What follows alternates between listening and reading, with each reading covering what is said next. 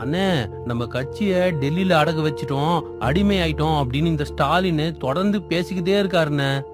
தம்பி, நம்ம கட்சி அதிமுக நம்ம வரலாறுலயே எப்பவும் யாருக்கும் அடிமையா இருந்ததில்ல. புரட்சி தலைவர் காலத்திலயும் சரி, புரட்சி தலைவி அம்மா காலத்திலயும் சரி, எப்பவுமே மாநில உரிமைகளை விட்டு கொடுத்ததில்ல. அவங்க கிட்ட பாடம் படிச்ச நம்ம புரட்சி தமிழரு எப்படி அடகு வைப்பாரு? ஆனா ஸ்டாலின் தொடர்ச்சியா இந்த அவதூறை சொல்லிக்கிட்டே இருக்காரு. யாரோ எழுதி கொடுத்த துண்டுச்சீட்டை பார்த்து இந்த ஸ்டாலின் பேசுறது அத்தனையும் பொய்ன்னு மக்களுக்கு நல்லா தெரியும். 2026 தேர்தல்ல மக்கள் இவங்களை விரட்டி அடிச்சு நம்ம புரட்சி தமிழரை ஆட்சிக்கு கொண்டு வருவாங்க. வா, நம்ம போய் நம்ம கட்சி வேலைய பாப்போம். தமிழ்நாட்டின் அடுத்த முதல்வர் புரட்சி தமிழர் எடப்பாடியார் தான்.